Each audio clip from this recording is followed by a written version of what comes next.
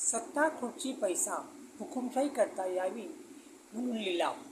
हिंदुस्थान 2 रुपये, महाराष्ट्रात कवडी किंमत, मुंबई ठाणे 0 किंमत. अनेक देश विदेशी महाराष्ट्रात ठाणे जिल्ह्यात आणली.